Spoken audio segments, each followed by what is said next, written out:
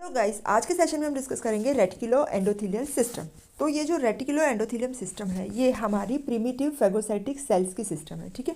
और इसका जो फंक्शन है ये है हमारे डिफेंस मैकेनिज्म में। और ये कहाँ पे प्रेजेंट होती है? ये प्रेजेंट होती है हमारे endothelial lining of vascular and lymph vessels, साथ साथ में कनेक्टिव टिश्यूज़ और साथ साथ में रेटिकुलम जो कुछ ऑर्गन्स के अंदर होता है, जैसे कि हमारे स्प्लीन में, लीवर में, lungs, lymph node and bone marrow के अंदर।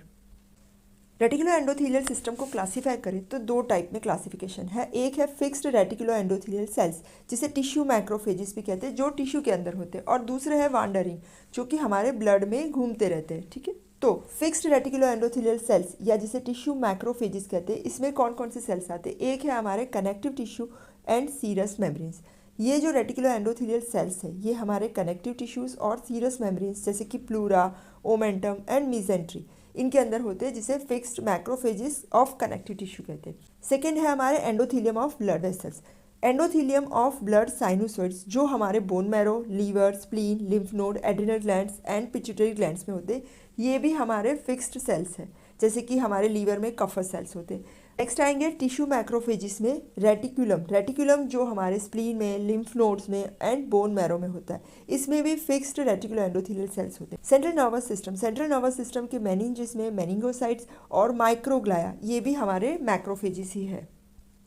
लंग्स में हमारे एल्वियोलर मैक्रोफेजिस होते हैं। सबक्यूटेनियस टिश्यूज़ के अंदर फिक्स्ड रेटिकुलो एंडोथेलियल सेल्स होते हैं। तो ये 6 हमारे हो गए फिक्स्ड रेटिकुलो एंडोथेलियल सेल्स। एक बार रिपीट कर लेते हैं। पहला है कनेक्टिव टिश्यू सीरस मेम्ब्रेन के अंदर, सेकंड है एंडोथेलियम ऑफ ब्लड वेसल्स में, third reticulum, fourth central nervous system, 5 lungs and 6 subcutaneous tissue. Next है वॉन्डरिंग रेटिकुलो एंडोथेलियल सेल्स जिसमें हमारे फ्री हिस्टियोसाइट्स जो ब्लड में होते हैं, जिसमें हमारे neutrophils and monocytes and free histiocytes of solid tissues जैसे कि free histiocytes of connective tissues. अभी फंक्शंस की बात करते हैं, functions of reticulo endothelial system. तो पहला फंक्शन है फेगोसाइटोसिस। जो हमारे मैक्रोफेजिस है ये फेगोसाइटिक सेल्स है जिसे एंटीजन प्रेजेंटिंग सेल्स भी कहते हैं। ये लार्ज फेगोसाइटिक सेल्स है। कोई भी फॉरेन बॉडी जब भी हमारे बॉडी के अंदर एंटर होता है तो ये जो मैक्रोफेजिस है ये इन्हें इंजेस्ट कर जाते हैं। कैसे? फेगोसाइटोसिस से। और ये जो फेगोसाइटोसिस करने के बाद, जैसे ये हमारा मैक्रोफेज है, ये हमारा एंटीजन है, तो एंटीजन को ये फेगोसाइटोसिस कर जाएंगे। इसके बाद ये जो एंटीजन की प्रोडक्ट है ना वो मैक्रोफेजिस के ऊपर डिस्प्ले हो जाएगी, ठीक है। और इसके बाद ये इसे लेके जा रहे हैं हमारे टी लिम्फोसाइट्स के पास और टी एंड बी लिम्फोसाइट्स का एक्टिवेशन होता है, ठीक है। ये हमारे बैक्टीरिया का डाइजेशन करते हैं प्रोटियोलाइटिक एंजाइम्स और लाइपेज जो कि लाइसोसोम्स में होते हैं। साथ साथ में रेटिकुलो एंडोथेलियल सेल्स हमारे बैक्टीरिसिडल एजेंट्स का भी सिक्रीशन करते हैं। तो ये जो टिश्यू मैक्रोफेजिस है ये हमारे बैक्टीरिसिडल एजेंट्स को सिक्रीट करते हैं। और इम्पॉर्टेंट बैक्टीरिसिडल एजेंट्स हमारे ऑक्सीडेंट्स हैं, जिसमें आ रहे हमारे superoxide O2-, hydrogen peroxide H2O2 and hydroxyl ion OH-। दो फंक्शंस हो गए। First function phagocytosis, second function secretion of bactericidal agents. Third function है हमारा सिक्रीशन ऑफ इंटरल्यूकिन्स, जैसे कि इंटरल्यूकिन 1 ये हमारे स्पेसिफिक बी लिम्फोसाइट्स और टी लिम्फोसाइट्स का मैचुरेशन एंड प्रोलिफरेशन कर रहा है, ठीक है। इंटरल्यूकिन 6 है जो हमारे बी लिम्फोसाइट्स का ग्रोथ करेगा और इसमें से एंटीबॉडी प्रोड्यूस करेगा। इंटरल्यूकिन 12 है ये हमारे हेल्पर टी सेल्स को इन्फ्लुएंस कर रहा है। साथ साथ में ये ट्यूमर नेक्रोसिस फैक्टर्स का भी सिक्रीशन कर रहा है। ट्यूमर नेक्रोसिस फैक्टर अल्फा ये क्या कर रहा है? नाम ही बता रहा है कि नेक्रोसिस कर रहा है ट्यूमर का, और साथ साथ में इम्यून रिस्पॉन्स को भी एक्टिवेट कर रहा है। ट्यूमर नेक्रोसिस फैक्टर बीटा ये इम्यून सिस्टम को स्टिमुलेट करेगा, वास्कुलर रिस्पॉन्स भी देगा, और साथ साथ में नाम के अकॉर्डिंगली उसका फंक्शन ट्यूमर नेक्रोसिस भी करेगा। Fifth function secretion of transforming growth factor. इसका काम क्या है? जो कोई ट्रांसप्लांटेड टिश्यू है उसका रिजेक्शन कर रहा है। तो 5 फंक्शंस हो गए, फिर से रिपीट कर रहे हैं। पहला फंक्शन था फेगोसाइटोसिस, सेकेंड फंक्शन था secretion of bactericidal agents, third secretion of interleukin, fourth secretion of tumour necrosis factor, 5 secretion of transforming growth factor, 6 है secretion of colony stimulating factor. Colony stimulating factors हमारे macrophages secrete कर रहे हैं और इसका काम क्या है? ये हमारे ग्रेन्युलोसाइट्स, मोनोसाइट्स एंड मैक्रोफेजेस का ग्रोथ एसिलरेट करेगा, इंक्रीज करेगा। फिर प्लेटलेट डिराइव्ड ग्रोथ फैक्टर ये भी हमारे मैक्रोफेजेस सिक्रीट कर रहे हैं और इसका काम क्या है? नाम के अनुसार प्लेटलेट का ग्रोथ करेगा। इसकी वजह से ये डैमेज ब्लड वेसल का रिपेयर कर रहा है, वुंड हीलिंग में भी हेल्प कर रहा है। एंड 8 फंक्शन जो कार्बन पार्टिकल्स एंड सिलिकॉन है इसे भी रिमूव कर रहे हैं रेटिकुलो एंडोथेलियल सेल्स। जो सेनाइल आरबीसीज है, जो हमारे आरबीसीज जो ओल्ड एज के हो गए, तो इनका डिस्ट्रक्शन भी हमारी स्प्लीन में होता है, तो ये सेनाइल आरबीसीज को डिस्ट्रॉय करेंगे और हीमोग्लोबिन को रिलीज करेंगे।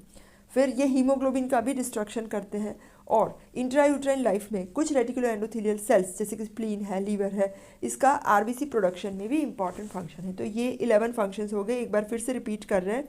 फर्स्ट फंक्शन है फैगोसाइटोसिस जो हमने कर लिया। सेकेंड है secretion of bactericidal agent. Third secretion of interleukin, secretion of tumour necrosis factor, secretion of transforming growth factor. 6 secretion of colony stimulating factor, secretion of platelet derived growth factor, removal of carbon particles and silicon, destruction of senile RBCs, destruction of hemoglobin and hemopoietic function. Next हम discuss कर रहे हैं spleen के बारे में। Spleen जो है वो हमारा लार्जेस्ट लिम्फोइड ऑर्गन है जिसके अंदर रेटिकुलर और लिम्फोइड दोनों टिश्यूज़ है और ये सिचुएटेड है लेफ्ट हाइपोकॉन्ड्रियाक रीजन में। हमने एब्डोमेन के 9 क्वाड्रेंट्स डिवाइड किए थे, तो यहाँ पे जो लेफ्ट साइड है वो लेफ्ट हाइपोकॉन्ड्रियाक है, यहाँ पे स्प्लीन लोकेटेड है, ठीक है। और अबाउट 10% जो पीपल है इनमें एक से ज़्यादा स्प्लीन होती है जिसे एसेसरी स्प्लीन कहते हैं। साइज़ की बात करें तो 12 centimetre long, 7 centimetre wide and 2.5 centimetre thick और उसका वेट है 200 ग्राम्स। तो ये है हमारा लोकेशन ऑफ स्प्लीन यहाँ पे डायफ्राम के नीचे। अभी ऑर्गन्स जो स्प्लीन के सुपीरियर, इंफीरियर, एंटीरियर, पोस्टीरियर है, तो सुपीरियरली एंड पोस्टीरियरली यहाँ पे ऊपर और पोस्टीरियरली और लेटरली भी डायफ्राम आ जाएगा, ठीक है।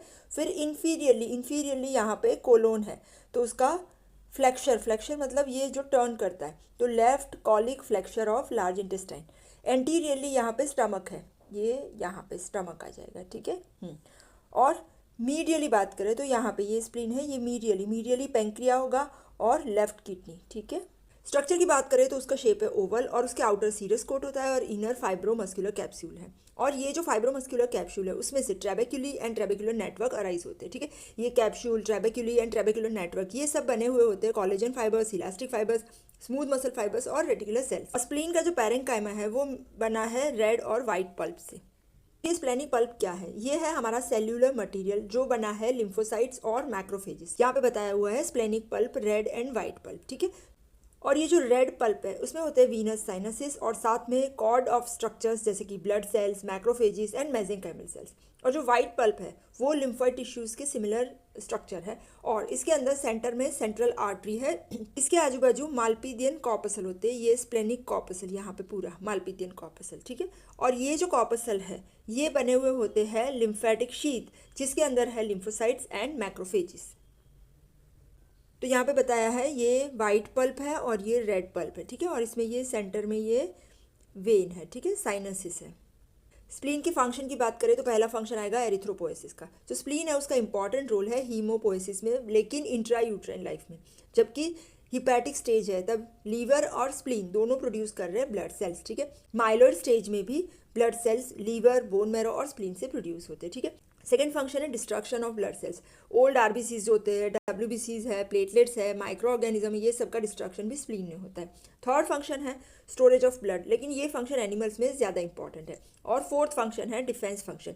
जो स्प्लीन है उसके अंदर 25% लिम्फोसाइट्स एंड 15% बी लिम्फोसाइट्स होते हैं। तो स्प्लीन के फंक्शंस फिर से रिपीट कर रहे हैं। पहला है एरिथ्रोपोएसिस, सेकेंड है destruction of blood sales, third storage of blood और फोर्थ है डिफेंस फंक्शन। अप्लाइड एस्पेक्ट में आएगा एक है स्प्लीनोमेगाली। तो स्प्लीनोमेगाली मतलब एनलार्जमेंट ऑफ स्प्लीन। तो यहाँ पे जो स्प्लीन की एक्टिविटी है वो बढ़ जाती है जिसे हाइपर स्प्लेनिज्म भी कहते हैं, ठीक है। उसके कॉजेज में आएगा एक तो अगर इन्फेक्शन है तो स्प्लीनोमेगाली हो सकता है, इन्फ्लेमेशन है, कोई सर्कुलेटरी डिजीज़ है, कोई ब्लड डिसऑर्डर है या स्प्लीन के अंदर सिस्ट है, ठीक है। उसके इफेक्ट्स में आएगा स्प्लीन अगर बढ़ जाती है तो आरबीसी, डब्ल्यूबीसी, प्लेटलेट सबका डिस्ट्रक्शन बढ़ जाएगा, तो एनीमिया, ल्यूकोपीनिया एंड थ्रोम्बोसाइटोपीनिया। दूसरी अप्लाइड एस्पेक्ट है हाइपोस्प्लेनिज्म। यहाँ पे स्प्लीन के फंक्शन डिक्रीज हो जाते हैं और इसका कारण है कि अगर कभी पार्शियली स्प्लीन को रिमूव किया गया, जैसे कि कोई ट्रॉमा हुआ है या कोई सिस्ट है, तो स्प्लीन के फंक्शन कम हो जाते हैं। थर्ड अप्लाइड है एस्प्लेनिया। यहाँ पे कंजेनाइटली स्प्लीन एब्सेंट है या स्प्लीन के फंक्शन एब्सेंट है और उसके कॉजेज में कंजेनाइटल है या एक्वायर्ड में अगर स्प्लीन को रिमूव किया गया है, स्प्लीनेक्टोमी, या कोई ऑटो इम्यून डिजीज़ है जिसकी वजह से स्प्लीन के फंक्शंस बंद हो गए। तो ये हो गए हमारी अप्लाइड एस्पेक्ट। तो आज हमने डिस्कस किया रेटिकुलो एंडोथेलियल सिस्टम और spleen. Thank you so much.